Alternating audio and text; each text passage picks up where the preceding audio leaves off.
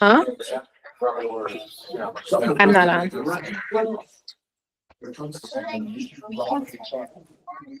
I'd like to call the Newington Board of Education meeting to order for Wednesday, March 12th. The time is 7:02 p.m. Please rise for the pledge.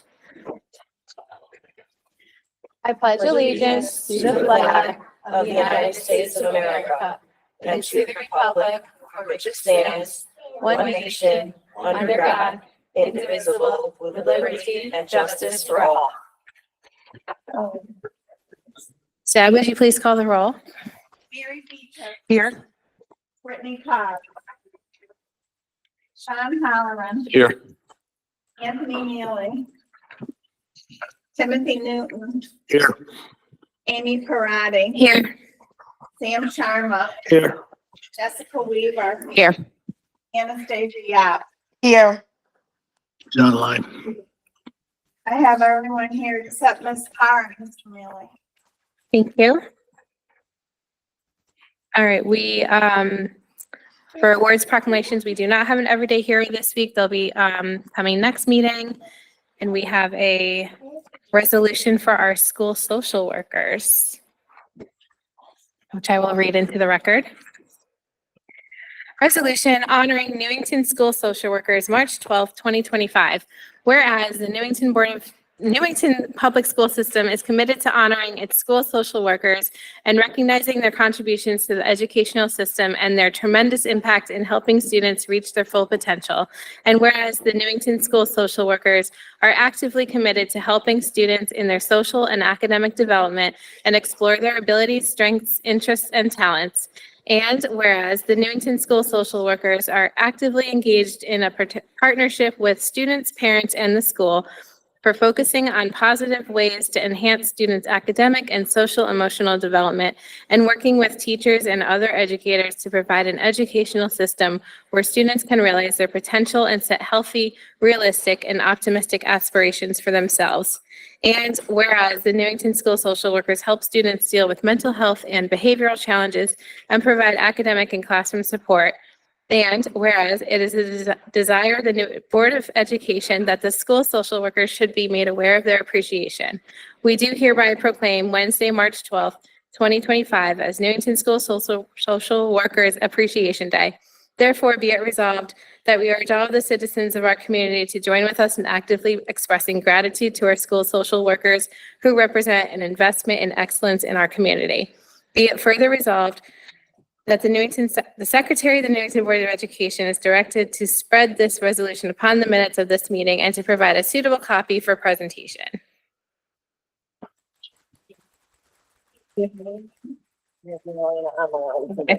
Marilena, thank you so much. Would you like to say anything?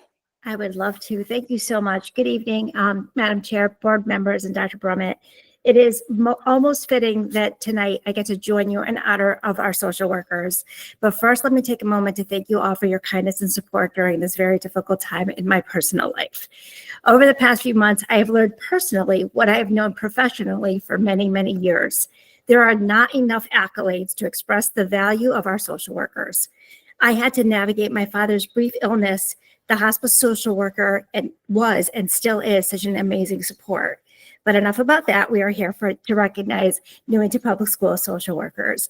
I don't think I see anybody online, but I did get a message from Rachel Westfalling that, Diana Masuli just raised her hand, so she is here. So awesome.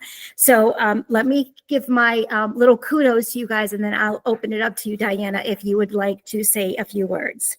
So again, thank you for the opportunity to accept this recognition on behalf of the social workers. As you've heard me explain, social workers play a crucial role in assisting students across the entire district on a daily basis, socially, emotionally, academically, and they work with most families and students when they are facing their most challenging times. Our social workers do truly go above and beyond, and I am sure that I speak on behalf of our teachers, administrators, and we want to thank them and let them know how much we value them and their contribution every day. Just to highlight a few things about our social workers, just in case you're not aware of some of their day-to-day duties. This is not an exhaustive list, but these are some of the things that I think are so important. They listen and provide support to not only for the families themselves, but the staff, to help the staff navigate when a student might be having some difficulties. They act as a link between the school and the home community. They provide social and developmental history on students. They assist students for barriers to academic and social success. Most importantly, they're the advocate for student needs. They provide referrals to community resources and assist in dealing with crisis. We often are asking social workers to kind of drop everything that they're doing because something has happened, and they just are always there. So thank you, thank you, thank you, and thank you for the opportunity to accept this award on their behalf. Thank you so much. Mrs. Masouli, did you want to say anything?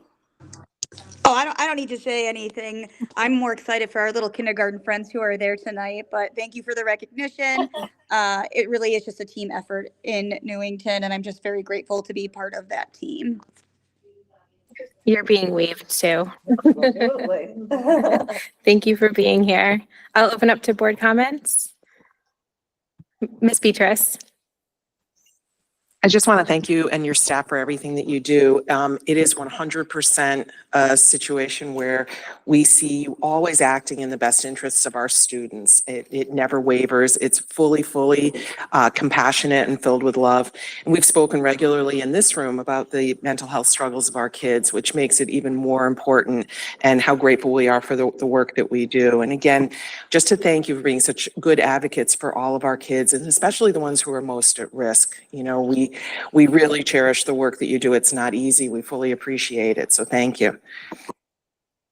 Thanks, Mr. Halloran.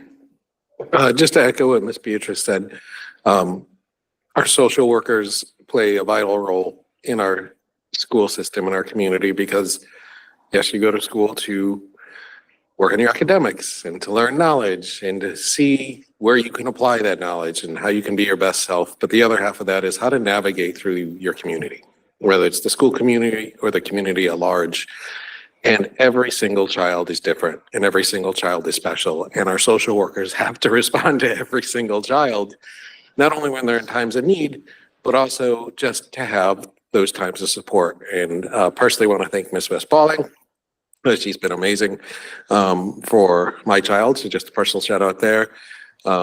And I think the phrase that comes to mind is love is patient, love is kind, and so are our social workers. And I don't think it's a natural ability to have that much patience and kindness day in and day out with every single student. So thank you very much. Mr. Sharma.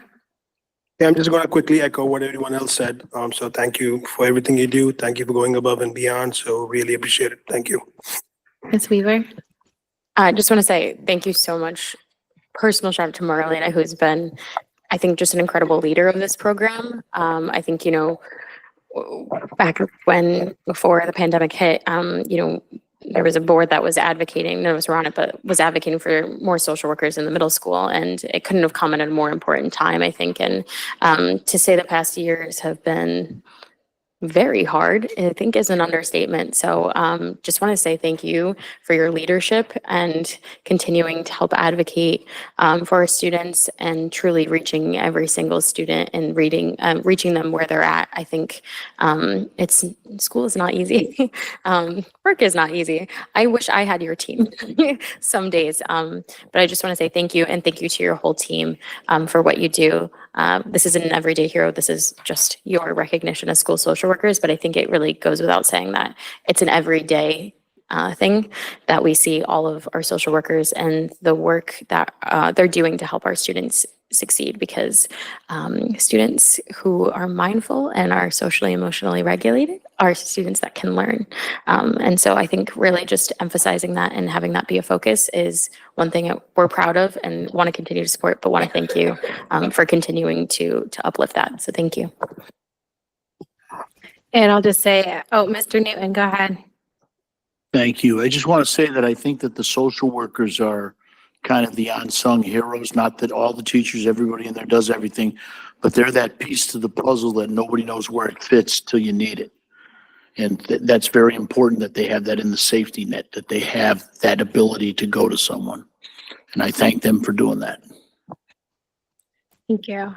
And yeah, I'll just say, I've been on the board for 3.5 years, and one of the roles that I look up to as a social worker, so much so that I'm back to school aspiring to be a social worker. So Mrs. Masuli, Mrs. Westballing, who I, when she was at Anna Reynolds, my daughter worked with her. So there's just so many good people that we have in the schools, and the social workers are one of many on the team to help students succeed. But it's definitely a very important role and job to have, so our students can be successful everywhere they are. So, but I want to thank our social workers for inspiring me to change my whole career, because I think it's so wonderful. And thank you for thank you for everything you do. Miss Yap? I just want to say thank you, Marilena, for everything you do. I know even personally with my own child, you've always been there for me. And I just want to say thank you. And you are definitely a hero. Thank you. Okay, moving on to Board Appreciation Month. Yes, why don't you lead this? Thank you. Especially since I do appreciate the board very, Aw, very much. Thank you. And as you can see, our students do too. So we have a variety of folks here this evening. First up, we have Mr. Anna Reynolds. Mr. Smith wanted to say a few words on behalf of the elementary school. Would that be you? Yep. On behalf of the elementary school, since we have some of our kindergarten friends here for their presentation in a little bit, I have a couple of my kindergarten friends that are going to share something from all 4 of the elementary schools. So come over to Ziggy up first, Ziggy. On behalf of the students at Anna Reynolds, Ruth Tiffy, Elizabeth Green, and John Patterson, we would like to thank you for all your hard work. The students at Elizabeth Green and Ruth achieved and craft heart bowls using clay and glaze. They wrote the word love on them in different languages because love and kindness are a universal language and should be practiced in every culture.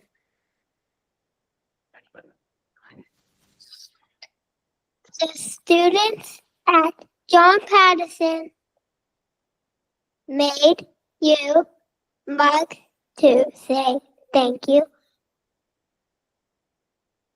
And our class at Anna Reynolds created thank you cards for you as well.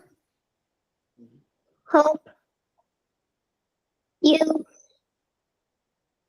enjoy your cards, mugs, and bowls.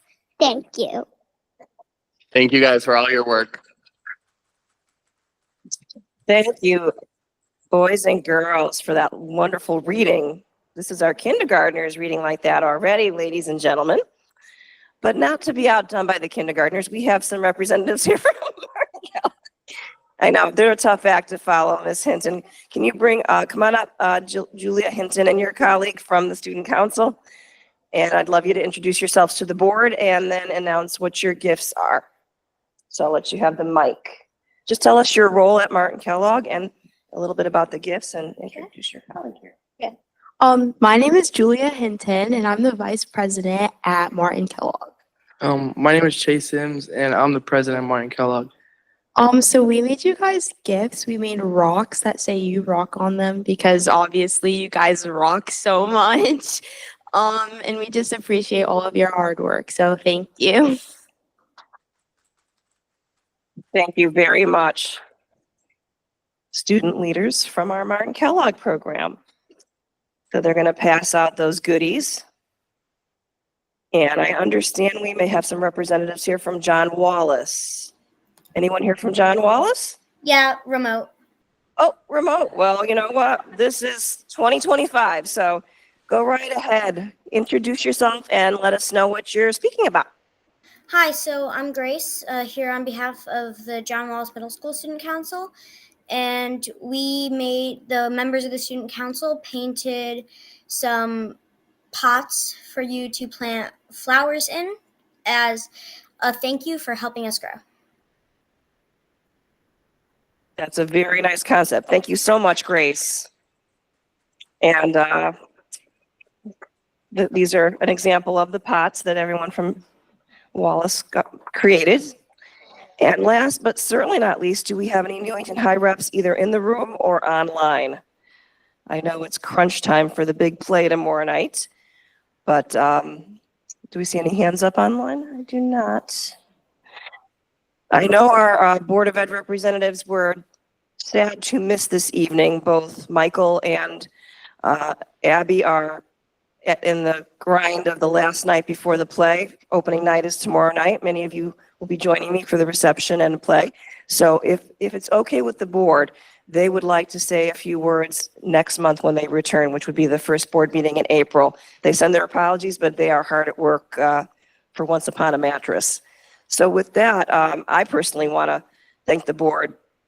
This is a job that is extraordinarily time consuming, even though sometimes people don't tell you that when you sign on to run for the board, and then it's a surprise.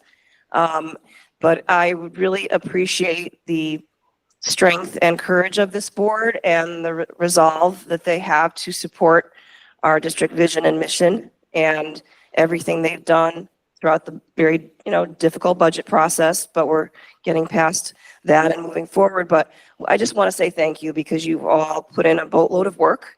It's not anything you're paid for, in case anyone wondered about that. And it is a labor of love, truly folks that are very dedicated to supporting the needs of our teachers and students here in Newington. So for that, I'd like to give you a round of applause and sincere thanks from the entire school district. I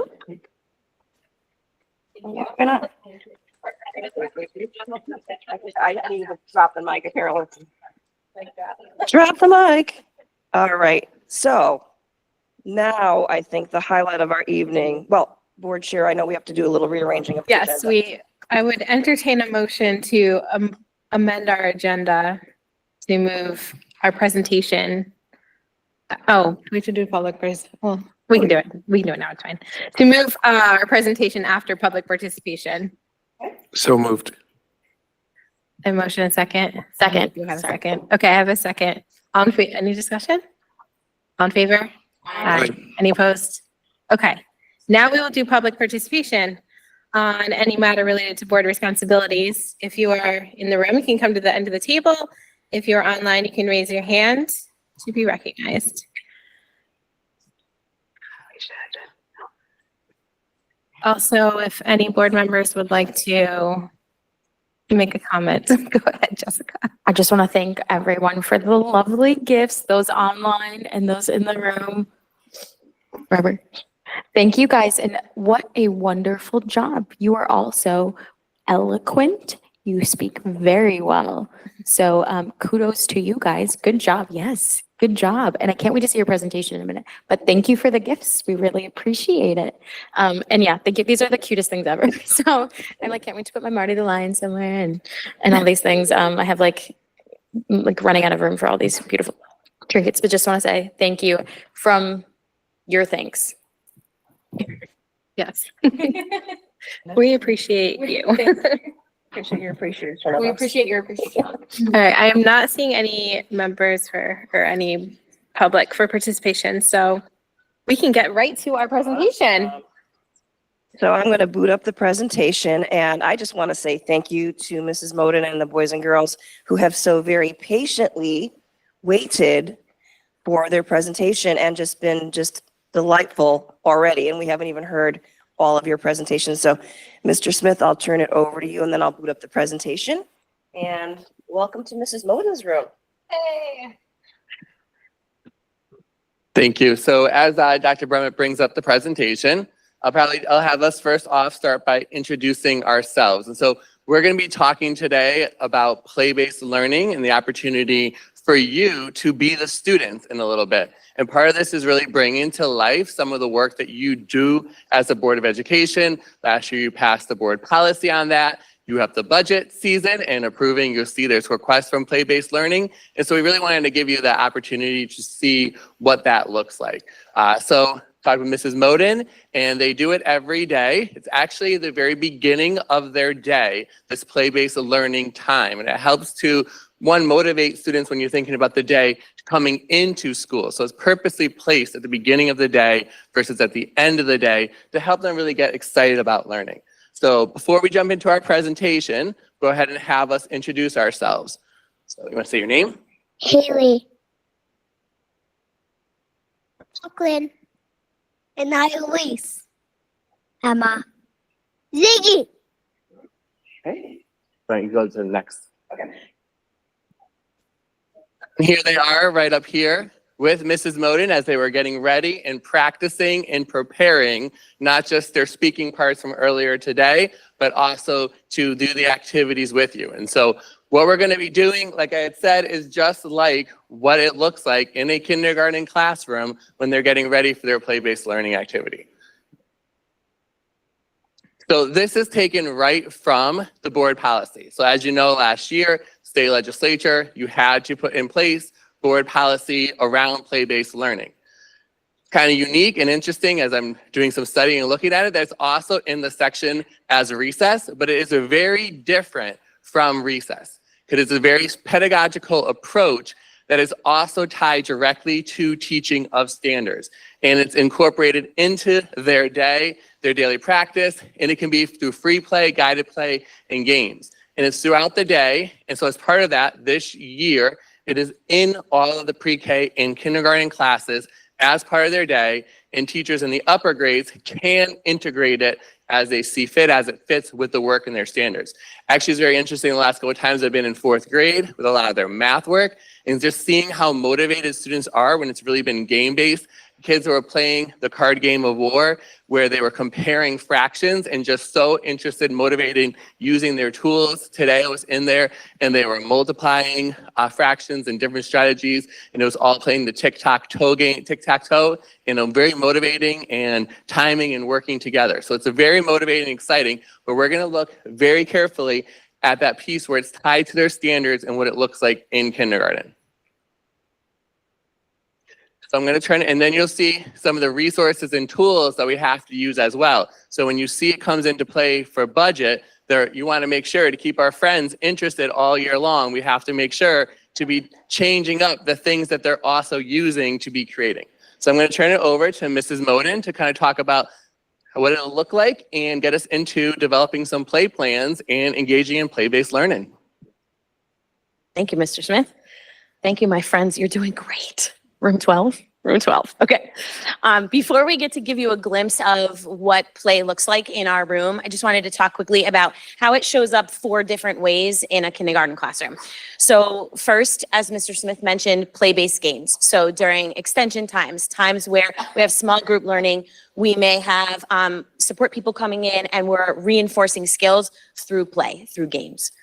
The other is something called a provocation. A provocation is like a question, open-ended for students, and we give them different materials to use to answer that question. An example would be in our recent unit, we had read a book about a house for Max. They had a variety of materials and they had to make a house for Max.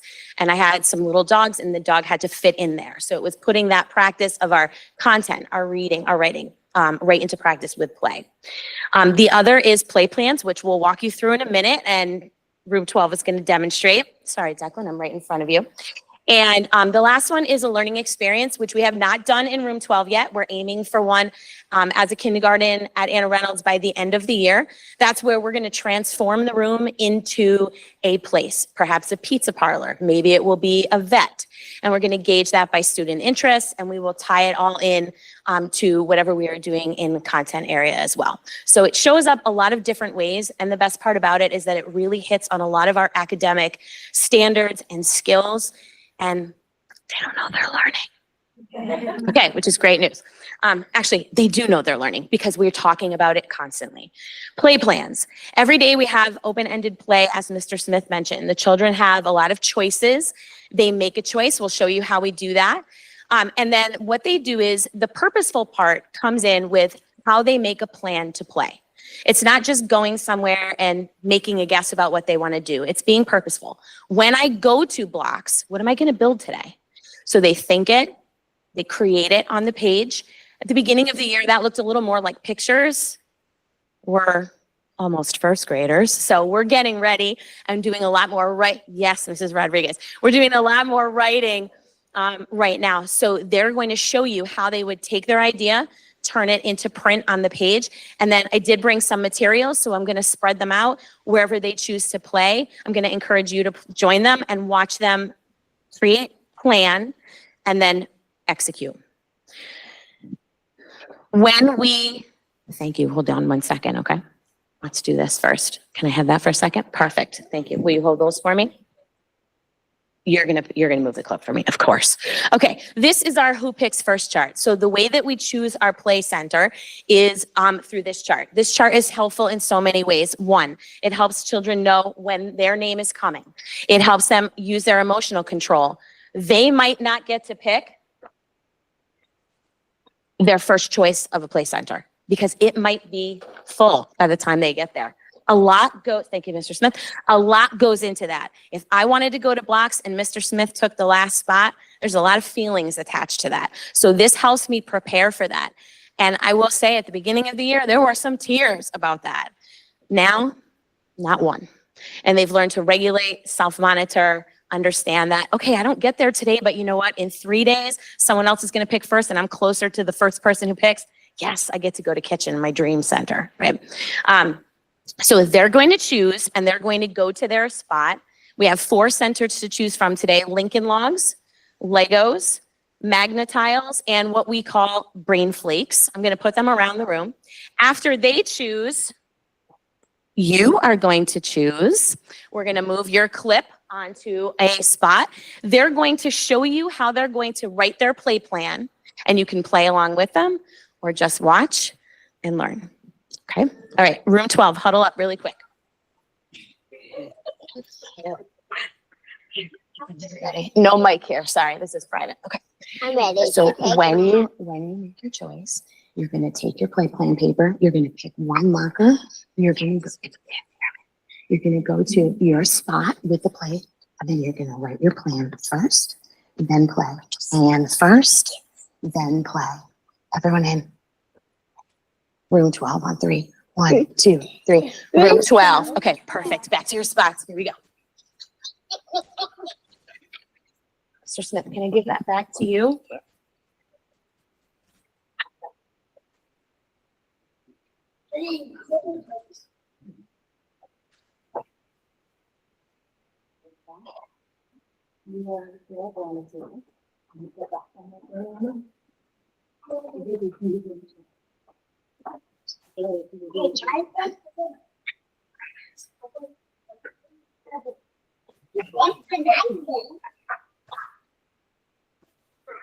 Thank you for your patience while we set up.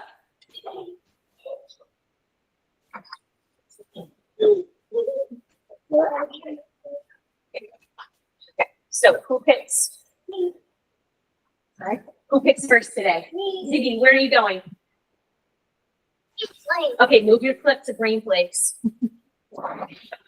There's the one with your name in the box. I brought your clip. The colorful ones. There you go. Put it on Brain Flakes. Good. Okay, so after Ziggy is who? Me. Emma. Go make your choice. Okay.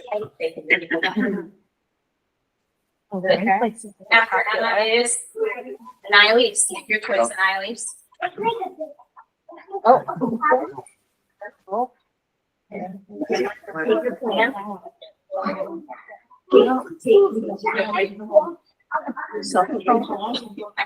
Another chance. Who's next? Where are you going? Pick your center. Relax, and thank you for being patient, Haley. Perfect. Okay. Ms. Carr, you're up first. You sure can. Oh, man. That's popular. It's gonna get popular here. Yep. Mr. Halloran, you're up next. I'm gonna go Lincoln Logs. Lincoln Logs, okay. Yeah. Beatrice. I'll try that, Magnetiles, wide open. You're the first one there. Have fun. I'll come join you if no one comes. Okay. Mr. He's not here. Yeah, he's not here. Okay. Mr. Newman? Okay, perfect. Magnetiles, I like it. Now, in the classroom, if the dots are full, the center's full, we're gonna let that slide Wow. for tonight. Oh, but good, because I want brain flakes. brain flakes for you, Ms. Karate, all right? Mr. Sharma? Magnetiles, sold. Leader, come on. Lincoln Logs, yeah, because that brings you back, right? Yeah. Yep. Good. Excellent. You don't have to leave here. But at the end of the day, we're on a VR. Perfect. Ms. Gap is online. Okay, Mr. Freesy, come on, make a choice. Go to the Magnetiles. Magnetiles, all right. And Dr. Brummett. Oh, goodness. No one's at the Lego bricks, but I don't want to be by myself, so I will go with the Magnetiles, Okay, please. Magnetiles, head on over. All right, we're supposed to move to our stations. All right.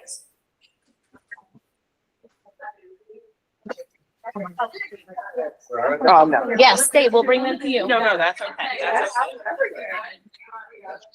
So you can watch as they're writing, they're making lines for each word that's in their sentence. And then they're starting to write the sound. What are you gonna do at your center? Sorry. Me. What are you gonna make? A. Today. What center you got? Okay. It's like, okay, do you have a spell for us? Tree. So I will make a tree. I will make a flower sword. A flower sword. And which center are you in, Ziggy? Brain flakes. Brain flakes. That's what I chose. No. No. Flower sword, That is awesome. So now you're ready to play? All right. Ready to Can they go once their plan is ready, Once Mrs. their Smoky? plan is set, off they go. Read All your right. music. Which center are you in charge of, Emma? I'm in brain flakes. Brain Awesome. I flakes. can't wait to come check it All out. right, You're we gonna got make brain a flakes. plan. A flower and a I will sword, make a believe we flower. have. Can't wait to see it. I'll take your plan. I'll take it so you don't have to hold on to it. And what do we have? Hardest word ever. Wait, hardest word ever. I will make it. Hardest word ever. Reads it. You're doing great. I will make a what? Great. So listen, blend it. What's yours say? Mine says I will make house. Listen to the next part. A house. And what? Ooh. And for that, sounding up a word right now. You said trap? What do you mean at the end? Yeah. Ah, no, when your sentence is over, what do you need? There we go. Go, put it on. So where are you? What center are you at, honey? Read it back to me. Which group are you part of? Awesome. I'm gonna go. Can you show me where they are? Let's go to the Magnetiles. We're gonna make a house trap in the I'll be over Magnetiles. to check it out in a minute. Oh, Where are they? here, will you read it to me really quickly? What does it say? I will make a house. Here we go. I'll be over to check it out. All right, I'm ready. Show me where to go. All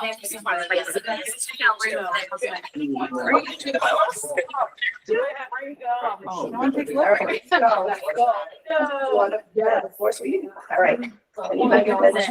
This is the corner. Okay, all right. Here's Magnetiles. She's going to make a house trap. She's making a mess. Nice. Oh my goodness.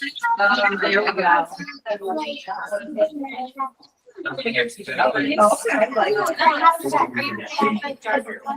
Oh, like a mouse trap?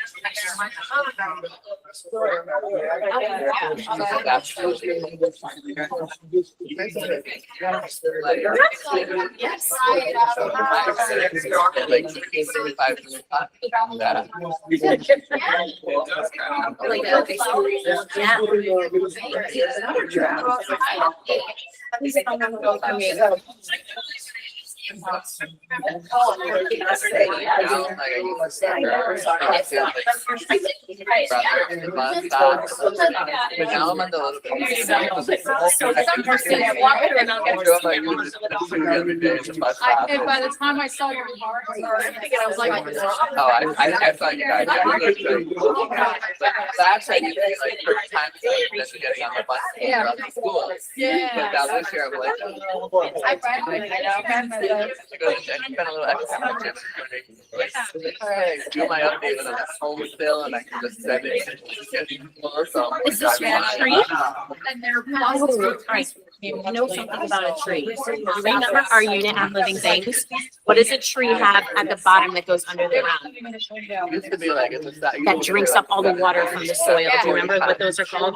It starts like. now I'm more the like 8 o'clock guy. Flower? No. Pickles? No. Do you think it's soil or roots? Soil is what it's in, and the roots, sorry, Mr. Sharma, and the roots are what go down. Remember the part that comes out? Should we add some roots? Let's go at it. I'll help you. I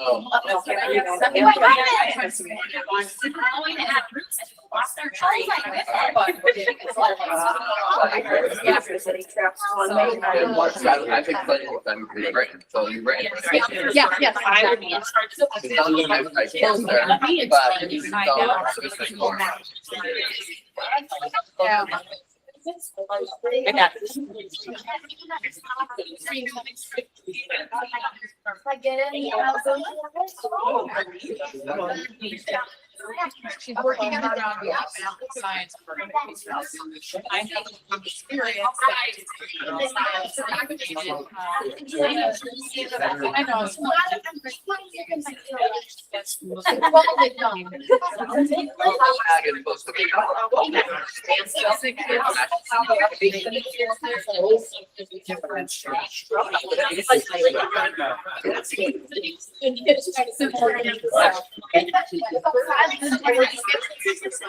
I gotta go. Guys, so even though I'm running late, it's the worst because I've been at the gym at 5:30. I was late leaving.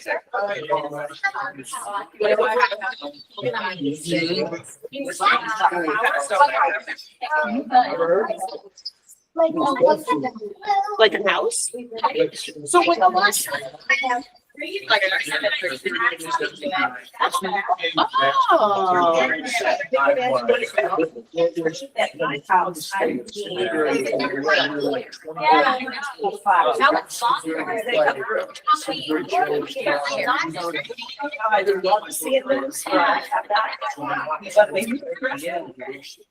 I just don't know.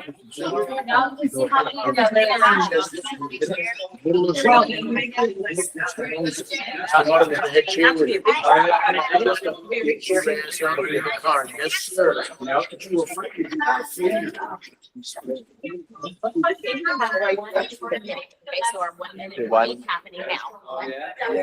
Do you have your little chime thing? Are you gonna do your, what is it? Wait, what's the thing? What is it called? What did she say?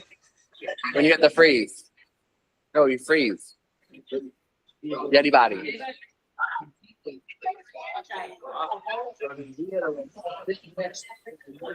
How do you think you might get to the short? We have about 1 more minute. 1 more minute for play. So when You're gonna you get to do the Eddie Body. Hold on, let's see if your fence works. Very nice. Oh, testing it is a great idea. How's it coming, Haley? Good. It's a trap. It's a trap house. A house full of traps. And I'm telling you, we are ready to trap anything in this house. An animal. I'm standing Anything back animal here. you I'm said, a little man, afraid to I know. get close. If I do this. Thank you guys for letting me be a part of this. Thank you, thank you, thank you. They are rocking it.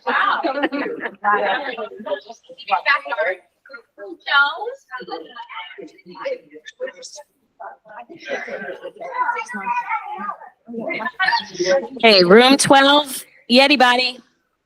Yeti body. Good, Ziggy. I see you. Good night, Elise. Good. Declan, I see you. Good job, Haley. Okay, it's time for us to clean up because the grown-ups have other things to do. So can you thank them and then clean up the toys for me and bring them back over?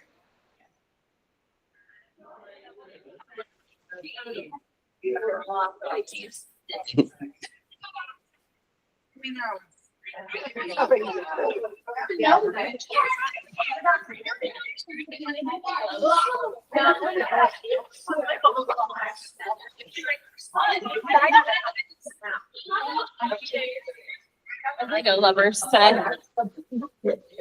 Yeah, and I should have, and Legos was what I was trying to put in the budget for like thousands. Go figure, right? Lego playground, learn everything.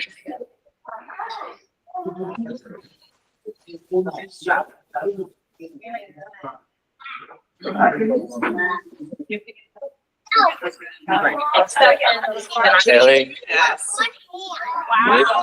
Declan, you are doing it right. Thank you. Good morning. Thank you, sir.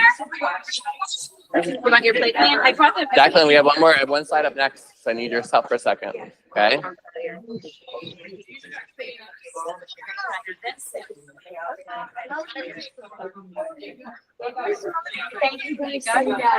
Declan, you are just. He's got a big part, one more slide two more slides, we'll get one on him. He's got a. If I send these friends home, I think they're ready to go. Yeah. Should I go to the next slide? Sure. So, as you could see from the play base, we have some friends that are going to start to head out.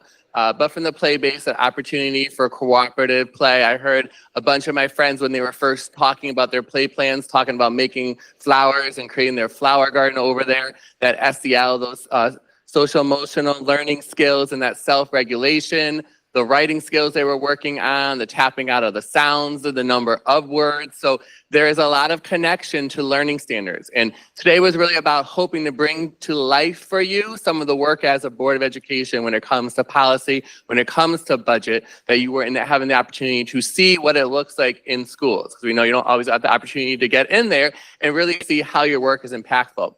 But I have one slide up here that I wanted to take a minute with my friend Declan to tell you a little bit about, because every day I go by when I see in the morning Declan's store. And so part of that play and the creativity is the creation of the store. So Declan, I know you talked about it today on morning announcements to tell the school. Can you tell them a little bit about your store that you run every morning? I run it every morning and afternoon because I make for people that don't have too much paper and they need it.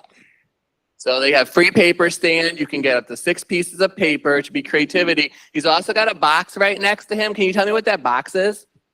The vault of kindness. So he's got a vault of kindness, and when you stop by, you can get a little note in there that is about the kindness. So that's his new vault of kindness. He's got helpers with his store. He's got kids that stop by to get paper, and he's running it. Also have some special days. Green Sale Day. The other sale doesn't. All right, thank you, Declan. So, is there one? And then lastly, I just wanted to highlight while I'm here with you, this year at Anna Reynolds with our new school, we also introduced some new expectations. So part of our work on behavior, we've redone our expectations. And so this year they are now be kind, be engaged, be inclusive, and be responsible. And that be inclusive, we're really taking apart to make that part of our school culture and what our community at Anna Reynolds looks like. And we did have a mascot, and up there is our mascot with Mrs. Moden's class because Jeriel was the one who named him Rory. And that goes after our Reynolds Roars, which is that positive recognition that students get for being kind. He couldn't be here tonight because it's his sister's birthday. So we were hoping he was going to join us as well. But that's Rory and our new mascot and our new expectations as well. So thank you for having us and all my kindergarten friends with Mrs. Moden. So thank you, Mrs. Moden. Thank you, Mr. Smith, and thank you, Mrs. Moden, and your helper, Ms. Rodriguez. We totally appreciate this, and this might rank at the top of all board meetings, so we appreciate that. Boys and girls, you did a wonderful, wonderful job. I can't believe you're almost first graders, let's face it. You are ready to go, thanks to Mrs. Moden and all that she does for you. And thanks to the moms and dads that came out after a long day of work, but hopefully you enjoyed it as much as we did. Thank you so much. We really appreciate you being here.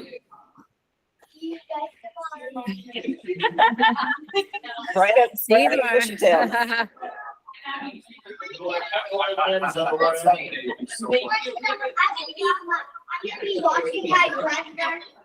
You're so cute.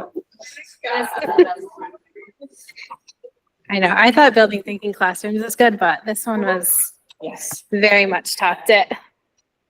All right. Well, they left, but are there any comments or questions? If there's any questions, we can get those to Mr. Smith or Mrs. Moden, but Miss Beatrice. Quick comment. This was magical. It was absolutely magical. And I just can't even believe not just how joyful the students, but also Mr. Smith and Ms. Mongum. It's just unbelievable. We think about what young children do, and I think about the difference from when I was that age and what kindergarten looked like for us. And when we know that kids play and they use their minds and their imaginations in such wonderful ways, then they grow not just academically, but socially. They've talked a lot about as well. But when you have a 5-year-old or a 6-year-old who has his own store, who sells kindness, there is nothing more magical than that. So I'm blown away. So thank you. Mr. Halloran. I just want to add that I think the aspect of it that I really, really loved is the learning through discovery. It's experimental learning and it's experiential learning, right? Like they came up with a plan. This is what they want to do. This is what I want to do. But in the actual execution of that plan, things change and you discover new things and you learn and you adapt. And Declan, who I was building a Lincoln log fence with, at one point he's like, oh, it kind of looks like a raft. So we kind of took it in a different direction. And I think that was just wonderful to see that learning happens through experimenting, trial and error, collaboration. Like those are all the things that we are looking for in our curriculum. Putting your hands on, making it personal, and having fun with it. I'd also really like to thank them for live streaming us board members trying to get off the floor. So thank you very much for that. But that was wonderful. And I think that's learning at its core is there's no failure. There's only trial and error. Thank you. Ms. Carr. I have to add to that. I love the fact that everyone got together after to help each other clean up. And you saw 3 of them all carrying, the tools together, what they played with. And it's just so inspiring that they're being taught that, the sense of community, the sense of helping one another, the sense of working together. So it was great seeing that. Mr. Newton. I'd just like to add that me and a few people around the room, we were from the generation that it was one size fits all. And I think that kids fell behind without meaning to years ago. And I think that issues like this and socialization and everything else helps bring some that are too far ahead, some that are a little bit behind, but it brings them together. And I think they learn better together. Learning from each other. Mr. Sharma? I just want to echo what everyone else said. It was great to see the kids, really play. And I think Mrs. Morden, she taught both my kids, and it was great to see her and all the kids. Thanks. Ms. Weaver? Just, wow, Miss Moden. I mean, not much. I think it's some things are like better left said but shown, and I think that was just one of those things. To this day, I thought one of the coolest ones was way back when we did second graders coding, and I was like, oh my god. But this was like another level. I think one of the things that has resonated with me since one of our last keynote was like, we have to get kids to love learning, right? And sometimes I feel there are days, but it just feels like sometimes in the world, like you've lost that love or you haven't remembered it. And this was just one of those things to watch a mind actively work and discover and truly, like the sponges that they are, take it in. It's just one of the most beautiful things in the world. It was actually just quite poetic. And yeah, I was honestly a little emotional watching them just really succeed at loving learning. And I think fostering that, we always talk about our mission, talk about everything that is important and we want our students to embody, but to kind of see it up close and personal. Yeah, I think we all could have used a dose of this like every other day. So if Ms. Moden would like us to come in any time as well, I will happily take that. I'm inviting myself, but wanted to just say thank you to our teacher and Mr. Smith for showcasing that. I think this is just a really great example of the shining work that's happening in our school district. So thank you for the opportunity.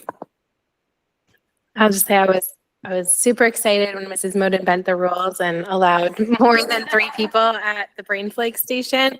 But we asked, Brittany and I were there, we asked Ziggy if he ever like got upset if he didn't get the station that he wanted. And he's like, no, I just use my emotional regulation and yeah, so like, I just think it's great that like that SEL is like in their everyday language and they are able to express how they're feeling and able to recognize the skills that they're using. So even at kindergarten and preschool even, they're able to kind of say that and understand what's going on. So I just thought that it was just a great presentation. So definitely thank Mr. Smith and Mrs. Moden for bringing their friends here to play with us.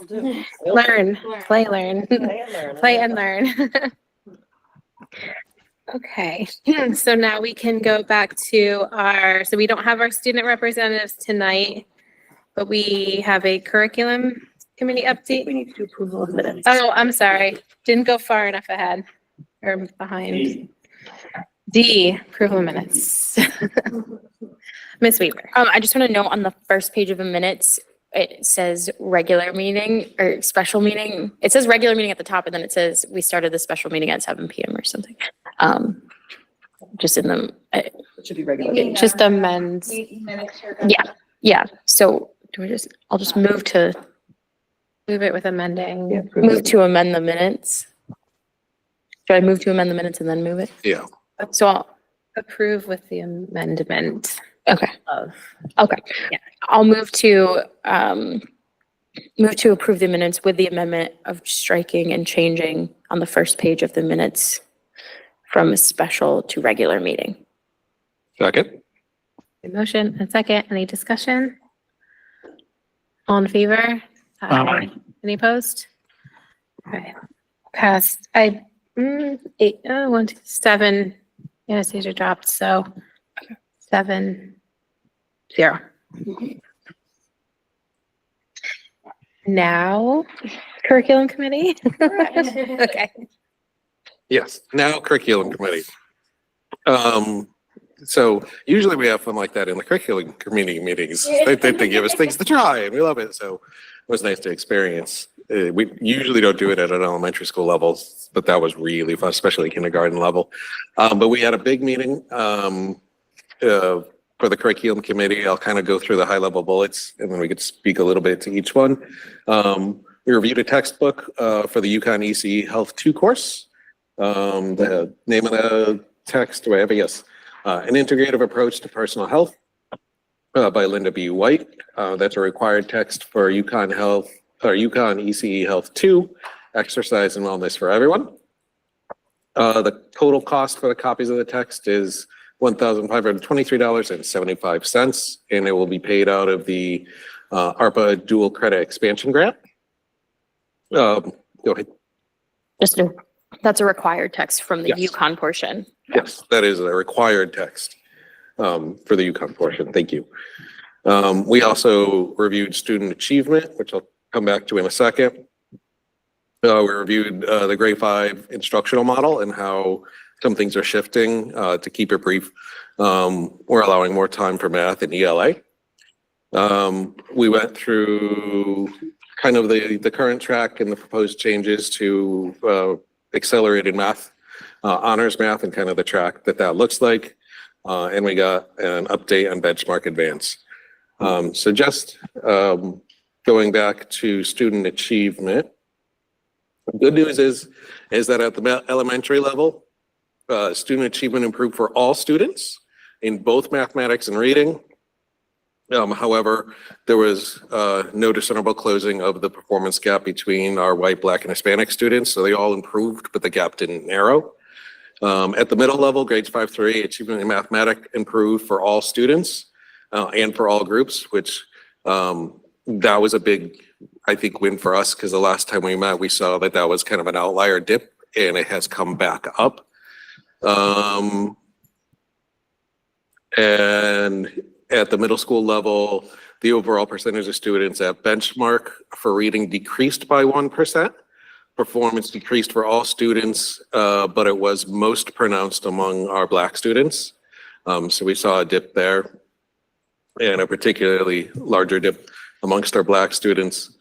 Based on past performance on the PSATs for 8 and 9 and the PSAT in grades 10 and 11, the class of 2026 is projected to reach a mean score between 550 and 480, and that's for ERW, essentially the English portion of it, or the writing portion of it, and a mean score of 440 and 470 on math.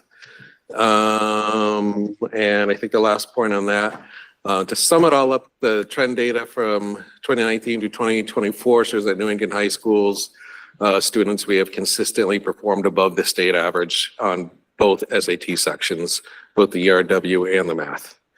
To sum up the grade 5 instructional model, this was part of the discussion we had at a previous curriculum meeting, where because our grade 5 students are in the middle schools and they kind of have to stick logistically to kind of the middle school schedule, basically moving some things around. We've increased mathematics from 53 minutes a day to 70 minutes a day, and ELA from 53 minutes a day to 115 minutes a day. And the curriculum will be revised to align with benchmark advance. Moving on to the accelerated math course, essentially the Bridge to 8 algebra program. If I can kind of sum it up, basically, there's an evaluation done very early, like you are accelerated in math or you are not accelerated in math, and we kind of seal their fate that way. So it's like, oh, you can pick this up really fast. You can go through. There's a lot of parents who want to see their kids excel in math and accelerate there, get there quicker. However, when we look at the data, among the students who were kind of on that accelerated level, they're not really enrolling by the time they get to high school in those advanced classes. 26% of the students took 4 credits of math at Newington High School, 15% of students took AP Calculus, and 25% of students enrolled in at least one AP or ECE course. So basically, the Bridge to 8th grade algebra allows for several opportunities to jump forward if you need to. You don't really start at like, okay, you're in 7th grade, you're gonna go to Algebra 1, or you're gonna go to 8th grade math, because part of that is you jump to Algebra 1, you kind of miss out on the 8th grade stuff you need to know, which comes into play later in high school. I have the minutes, it goes into details. It will take me all night to read through them. I can share the meeting minutes if you would like. But students who do not participate in Algebra 1 during their 8th grade year still have other pathways to accelerate learning in math, including participation in the highest level math course at Newington High School, AP or ECE calculus. So there's a lot of different ways they can still advance without kind of predetermining their fate in math, because every student learns different at different rates. It's a little bit more fair and it allows more flexibility without removing the opportunity for somebody who really does accelerate in math. They can still get there if they need to, but it's a little bit more of a balance for each student. And just a little update on Benchmark Advance. Beverly Lawrence kind of gave us a lowdown of kind of what she's observed. She's done a lot of walkthroughs, workshops. It's still new, so we're getting a lot of teacher feedback, but I think it's been around long enough where instead of having anxiety about having to do something new, it's like, oh, this works for me, or this works for me. It's a lot of sharing and collaborating that information. Still a work in progress, still learning as we go, but overall the feedback is positive. I think teachers are adapting pretty quick. And that pretty much sums it up. I will give a little bit of time to Ms. Freeman if she'd like to correct me on anything or add. Thank you. I will take that. And Ms. Weaver, who's also on the committee, and Mr. Dune, if they'd like to add anything as well. I just want to say thank you to Michelle Kellogg and Bev Lawrence and all the team. That was a very productive and robust conversation, and just about, I think, some of the things as the outsiders here of understanding the complexities that we're seeing in our student populations, but looking at really great trajectory. Just want to highlight that math jump was extreme, that disaggregation. So I think those are in the minutes too, the charts and lots of visuals and things like that. And we have access to a wonderful dashboard of a million things. This is a data-driven district, clearly. So it's just great to see that data. So thank you. It is. And that's what it's about. It's the results. And I like the change to 70 minutes for the 3 cores. I mean, it just made more sense that we were concentrating more on the reading, the writing, the English, the math.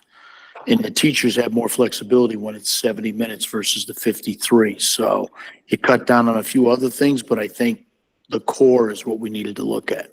And I like that move.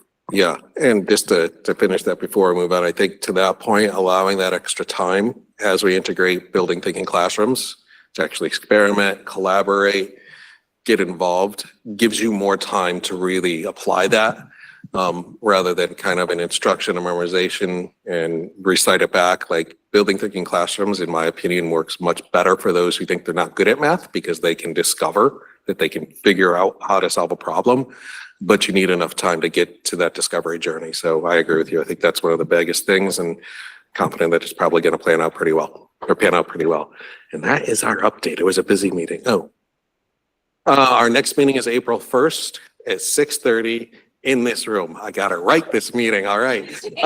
We decided on that in the meeting, so that's why I know it. But that is it. We can move forward. Thank you.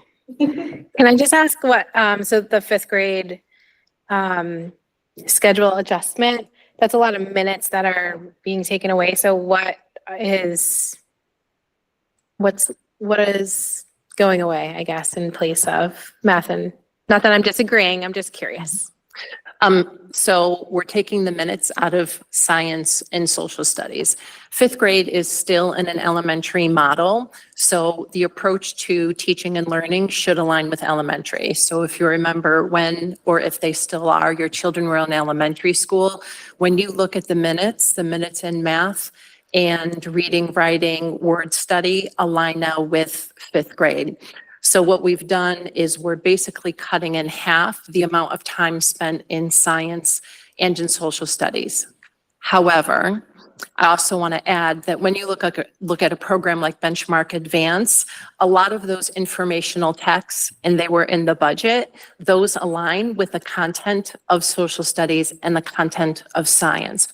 So while students in the Benchmark Advance program might not be engaging in some of the inquiry activities that we saw when Ms. Antonio came, they are still getting some of that content in there as well. And that is a common model across elementary, K through 4, but it also needs added to 5.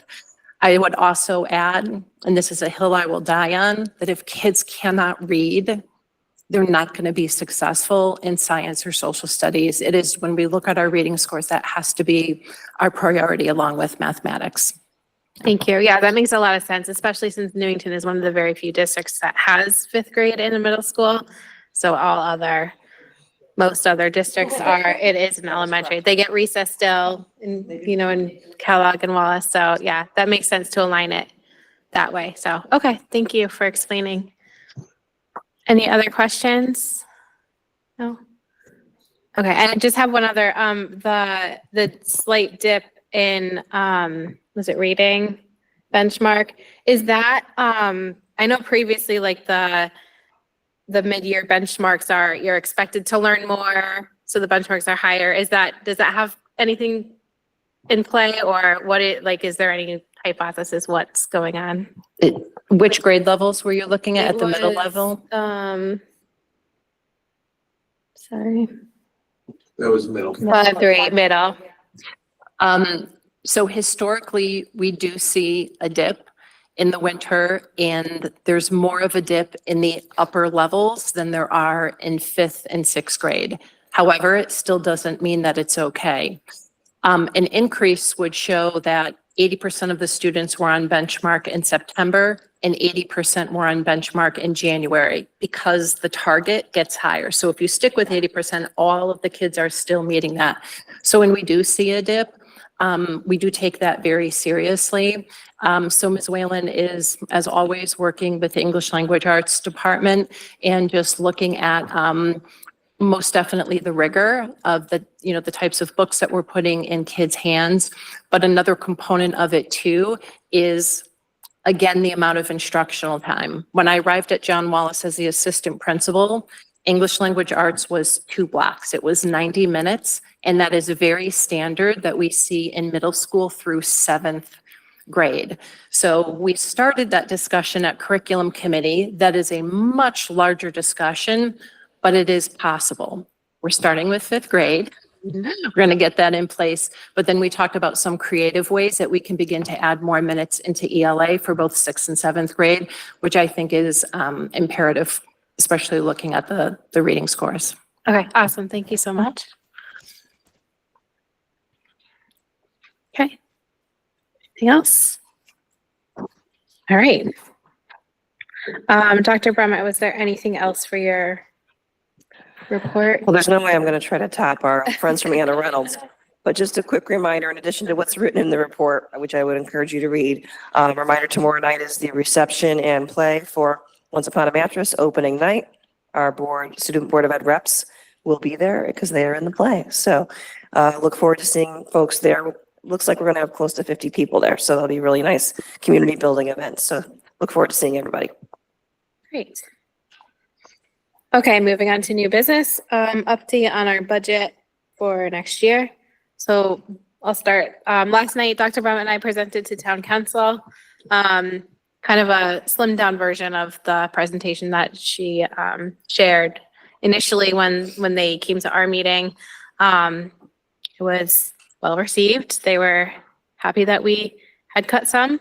There were some questions, like line item questions that they had that they will, I don't know if they've emailed you yet, but they'll email the questions. So then once we get the questions, we'll obviously send out to the board and town council. I don't think there wasn't really any major. No, I mean, we're just waiting on the questions. There was a question posed by one of the counselors about the bus data that led us to make the statement that it's more cost effective to run our own fleet. Lou had done an exhaustive analysis, which I did forward to the town council this morning. And they also wanted a copy of the presentation because there was some new information in there. And I'll await the follow-up questions. Thank you to Ms. Parati and Mr. Giacomowitz for their support last night, getting that presentation out there. It did seem to go pretty well. I had just a slight question on the bus data. Did we account for like the athletic transportation in there? Because we're saving. Yes, is all accounted for. It's all aspects of taking students besides to and from school, field trips, special events, any of the practice runs like kindergarten, getting the kids ready for the bus ride. all that stuff goes into the mix. Okay. And surprisingly, it was up around 1,000 trips in support of athletics, the year that we had looked at. Yeah. Yeah, because that could add up if we didn't have our own buses too, so, okay. You're, just put your mic on so you can. Yes. If we were paying a private vendor, it would have been substantially more. Yeah. One other item that was not in the report, but I'd looked at afterwards was what percentage of our students are we actually transporting to school compared to the contract district, which was Weathersfield. Their coverage was 53 or 54%. Ours was 85% of the kids. So besides the cost savings, you're taking so many more students than the other districts there. And that's hard to quantify. And that's what we had broken down one other time is like the average cost per student, which really gets driven down because of that particular factor. Gotcha. Okay, so yeah, we'll just await further questions and then nothing significant has changed since last time the board discussed the budget. Ms. Weaver? Just want to clarify too, like as federal things hit the news and all these things, our administration is abreast of these issues, but how it impacts, I know people are asking questions and those kinds of things, but to clarify too that these are things we're waiting on. It's not like a actionable thing necessarily, although there's a million things in the news, so I can't, I can't generalize that, but just wanted to say. That we haven't had any cuts to our budget yet from federal cancellations. There was a chatter about some USDA program, but our food service program is separate. And while it'll inhibit their ability to buy some local farmer goods, it will not negatively impact the program. So there really has to date, and I'm not taking anything for granted, been no impact to our budget, but certainly monitoring that like a hawk.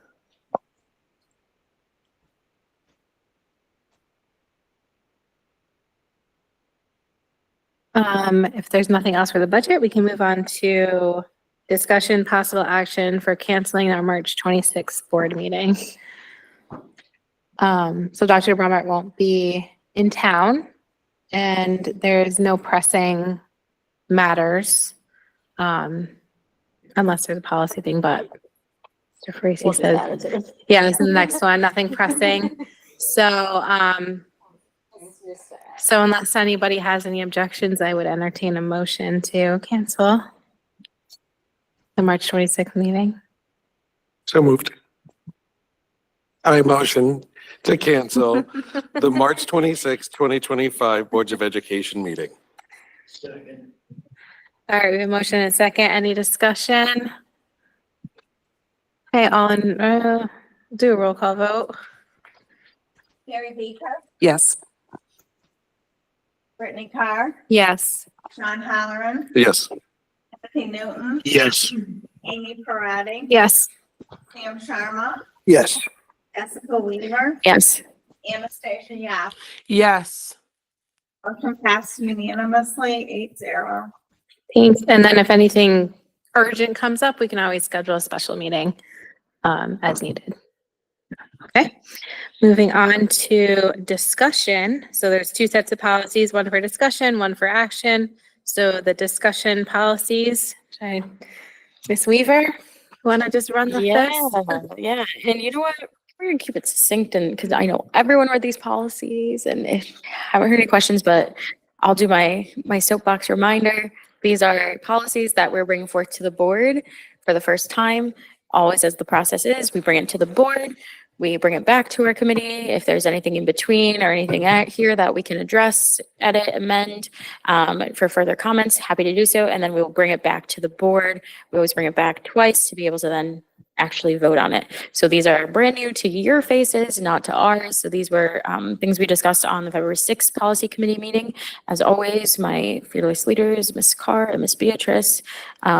This was a lot of our work there. And I'm going to give a special shout out to Ms. Carr in a bit because some of these are, I think we need to start giving authorship for these, but we'll just go through a couple of these. And I'll just give high level and then if there's any questions, please let us know. But first one, 1330, and I'll preface this again too. We will be changing the numbers. It's just not here right now, but we will we will be changing them to fit that, just also is subject to fitting all the ones we're approving tonight as well, in the 1,000 Community Relations series. So, once all of that is approved, we'll get these in line with actual numbers that make sense. So first one, 1330, was use of school facilities and grounds. We really didn't change much. We changed like 3 words, just changing who has authority to do what. So superintendent to designate. I don't know if we need to put them up all the time, but literally we changed 3 words. So any questions? Any questions? We did also take out an appendix from this policy, mostly because we recommended that it would be, as sort of noted in the agenda, we recommended posting on the website of within the policy to support the ease of the annual revision. So this was actually just like a thing for our building rates for use by the community.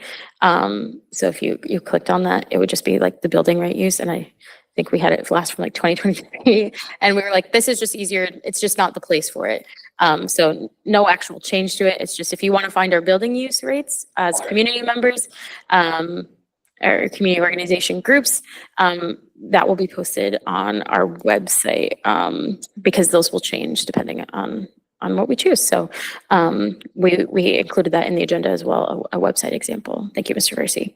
And then also just included a regulation, and then kind of combined, there was like 3 regulations, all these subsections. Again, this is more organizational and procedural than actually changing any of the content. So moving the regulation of the community use of the swimming pool into the regulation of the use of school facilities and grounds included, and then we changed it, including use of the swimming pool. So as Dr. Barnett showing on the screen, those will be posted on the, is it board website we have, or is it our NPS website?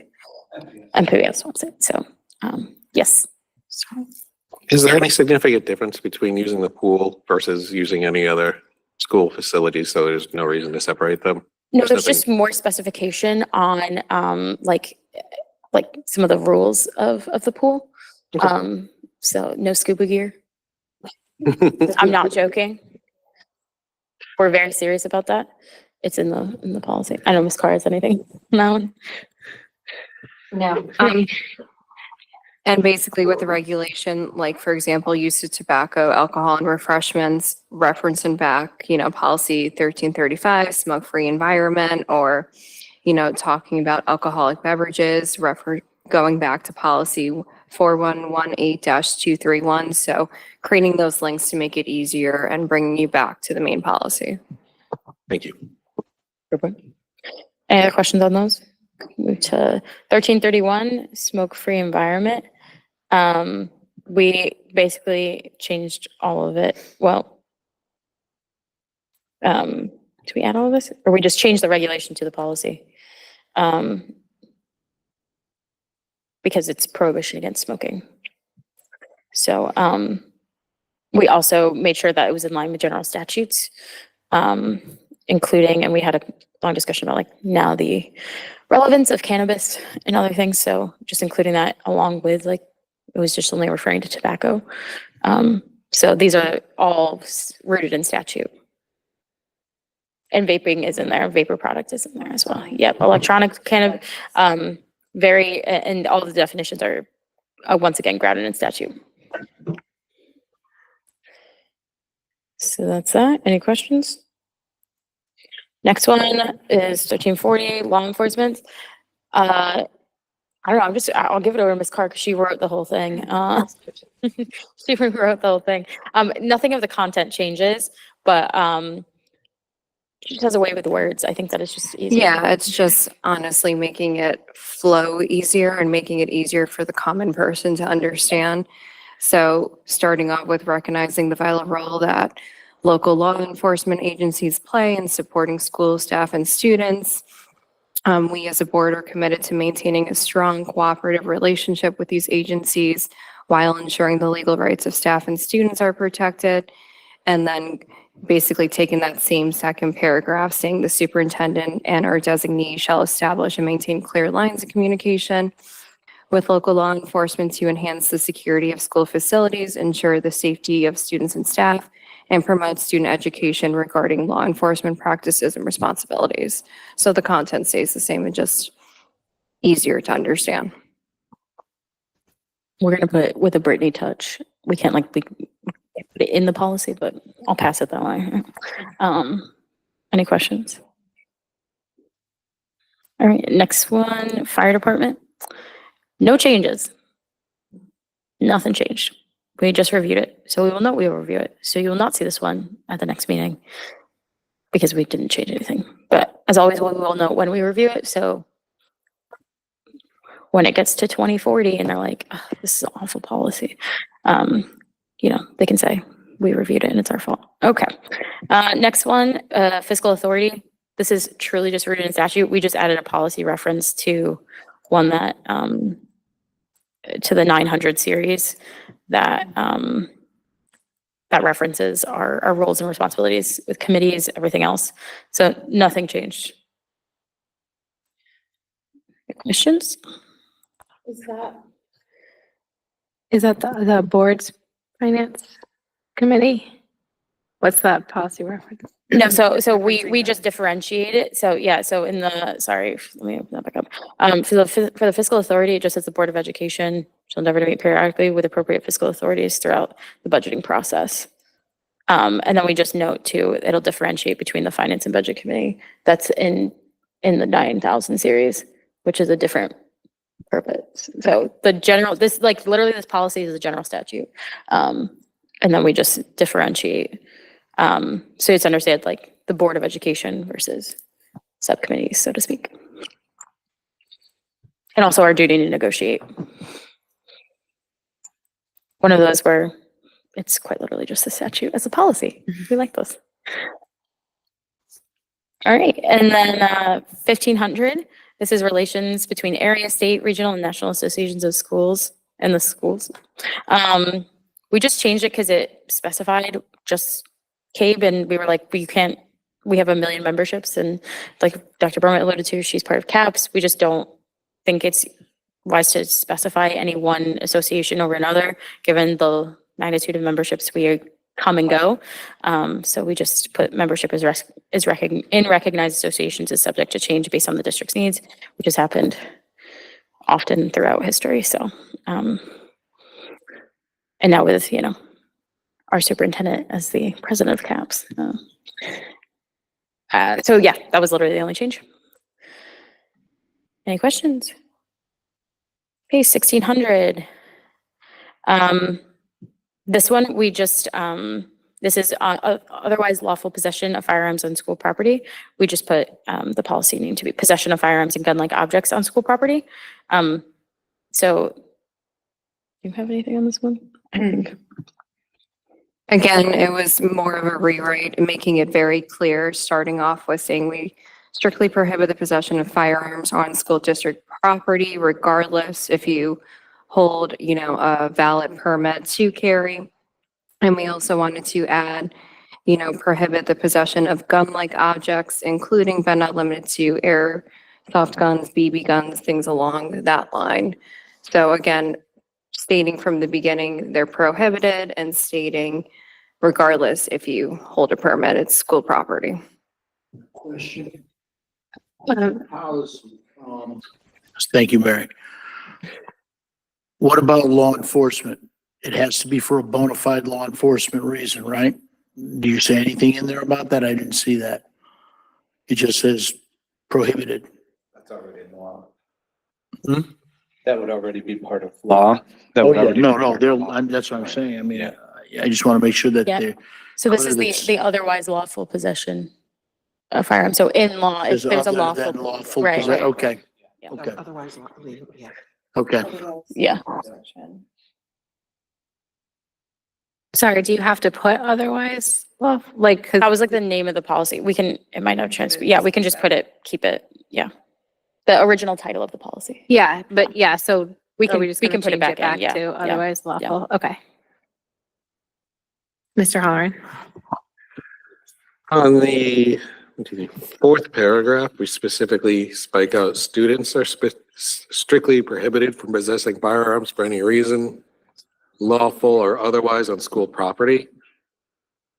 Do we need to expand that for anyone other than students, adults, teachers? We can do that, yeah. Nobody. Essentially nobody. Yeah, and we did have this conversation too, so I'm glad you actually brought it up, because we were asking, just so it's clear, Mr. Racy, our SRO does not have, No. yeah, No, for any do not. questions on that, yeah. Good. Because we had the same thought as Mr. Newton as well, like law enforcement versus that, yeah, we can rewrite that, yeah. Yep, just because it specifically spikes out students, which I think when you specifically spike it out, you are omitting anyone else Staff, from it. admin, yeah. So broaden it, I think. Quick question. What if for whatever reason, we had a reason to arm our school security personnel? They would probably be considered constables at that point and be covered by lawful, I would think, because the town council would have to appoint that, right, Dr. Brummett? State law does allow for armed security guards. We currently don't have them. So I would imagine if we go that route, we may want to look at a policy specific to that. Right now, the only one that can have a firearm on school grounds is a lawful police officer, sworn police officer. All right, so we'll bring that back. And thank you guys. All right, next one, policy 1700, sexual offenders on school property. Again, this is pretty much the statute itself, so we had no edits. Yeah, it's last year. Yeah, because we did it also, yes. We trust ourselves. And then for 1800, same deal. We updated it in April of 2024. And then we just separated out the regulation. It's quite long. And we do want to note too, you know, we have multiple non-discrimination policies. They pretty much all say the same things. We were talking about redundancy and those kinds of things. There's a specific, this one's specific to community, but they all inherently say the same thing, that rooted in statute. But we recognize that it should probably, it's not bad to reiterate non-discrimination in many places. So there is a similar policy, once again, rooted in statute for community students and then as a equal opportunity employer. So just covering all our bases there, I think, to make sure people know that. So no changes to that. Okay. Any questions? Okay. Turn it back over. Thank you. Well, I'll turn it right back over to you for the next one. Next one. So all of these are policies we've seen. We didn't get any comments in between our last meeting and that. The only thing I'm going to note is that we will remove 1215. Policy 1215 is the relation with booster organizations. We had originally put in our regulation. I mean, we could still put the policy forward, but I'd rather just make it very clear to everyone. We did put a line in. It was our understanding we wanted to kind of keep the board abreast of or away from liability and protected from that. So we had put in a thing in a stanza about oversight of booster organizations and assuming liability. We do, as of our budget discussions, we do carry some insurance for that. So we will strike the section we added, but I just don't want to pass that one too with special things. So we'll just come back with that one. Other than that, there were no other changes since our meeting on the other recommended policies. Are there any questions at this time? If not, oh, yep. No, okay. All right, so I'll just kind of make the motion a little different, but we can move the board replace current policy 1200, 1205, 1210, 1212, 1250, 1251, 312, 321, 1320, 1312, 1321, 1322, 1324, 1324-1 with the recommended changes in revised numbering system as shown in recommended policies 1200, 1205, 1210, 1220, 1225 with 1225R, 1230, 1235, 1240, 1245, 1250 enclosed. Second. We have a motion and a second for this list of policies. Is there any further discussion? Mr. Holleran. Just want to thank Mr. Parisi and the policy committee for their hard work. It is never ending. You guys are judged on every single word written on that page, and you guys deliver very well every time. So just thank you for your efforts. Nice wordmanship. Thanks. And we will have another committee meeting, so save that for board remarks. But Next week, right? Next Wednesday. Yeah. All right, any further discussion?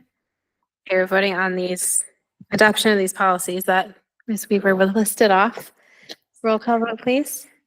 Mary Beatrice, Yes. Brittany Carr, yes. Sean Halloran, Yes. Timothy Newton, Yes. Amy Parati. Yes. Sam Sharma. Yes. Jessica Weaver. Yes. Anastasia Yap. Yes. Motion passed 8-0. Thank you. Thank you. Wonderful policy committee as always. Okay, that brings us back to public participation. If there's anyone online who would like to speak, and raise your hand to be recognized.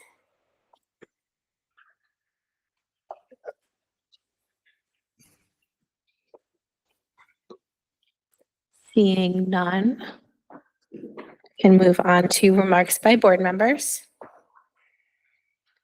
Ms. Weaver. Never enough thanks for my policy committee and never enough policy meetings. So we will be meeting next Wednesday, March 19th at 7 p.m. And we're getting to the 2000 series. So just want to put that out there, coming attractions. And then just want to say, just super excited for all of the things that are happening in our district. Just the things, want to say thank you again for the appreciation. It's always a great night to have that. And for one of the most fun board meetings ever, thank you for highlighting our incredible students, Dr. Broma, and for bringing this onto the agenda. And more fun to come tomorrow night and this whole weekend with Once Upon a Mattress. If you can't come tomorrow night, Friday, Saturday, there's going to be some fun. And this will be Mr. Clark's last production at Newington Public Schools. So as someone who very much appreciates his work as a former student and as someone who just loves the arts and what is done for our school system, this is one not to be missed. So just want to say thank you. Ms. Carr. To echo a little what Jess said, thank you everyone who came today for the gifts, the presentations. I'm going to try to keep this alive. I'm used to having cacti because that's basically all I can keep alive. So I'm going to try. Being on this board isn't about the recognition or appreciation. It's about serving the schools, the students, and the community that makes this place so special. But again, thank you. And it's great seeing the district do so well. Yeah. Mr. Holleran. Just to kind of follow up on what Ms. Carr said, this is always an awkward night for me, Board Appreciation Night. We're doing this because we want to serve the students and the teachers. I personally don't need to be thanked. The thank is in the work that we do and the experience and just the school journey that every one of our children have. And that in and of itself is enough reward for me to know that I'm putting my time and doing what I can. Not that I don't love these gifts and I love getting stuff made from students, but it's a little weird because I want to thank them, not the other way around. Yes, thank you for your thank you. Ms. Beatrice. Serving on this board with all of you in this room has been a great honor. And this is my first session on the board this past year and a half. And I can't tell you what a pleasure it has been. I'm in a position, I'm very fortunate, where I have the opportunity to give back to my community. And that's something that I take very, very seriously. I'm very grateful for the community and what has done for myself and my family and the wonderful education that my children received here in the Newington Public Schools. And it's a rare opportunity that we have to give back in a way that we can draw a clear line, that actions have a good, positive reaction in the community. And for that, I'm very, very grateful. So thank you. Mr. Sharma. I just want to echo what everyone else said and really appreciate all the gifts and especially the card. So thank you, all the students, teachers. We really appreciate it. Thank you.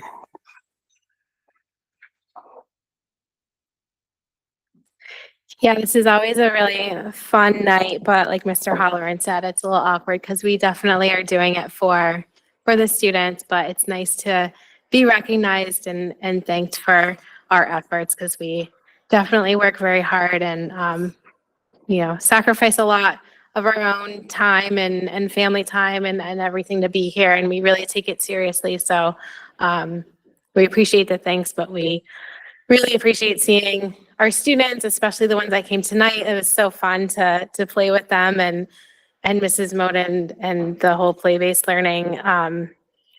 It's just a great thing that the state mandated, but we're happy to oblige because it definitely is. It's definitely helpful for the students, and it definitely brings that love of learning into the classroom. So, yeah, I love being a board member, and I love serving with everybody here in this room. It's been a great time. A few more meetings left of the school year, but one less because we canceled one. But yes, great being on the board. Thank you, everybody. I appreciate you. I will also appreciate a motion to adjourn. Motion to adjourn. Second. Thank you. All in favor? Aye. Meeting adjourned, 8:37.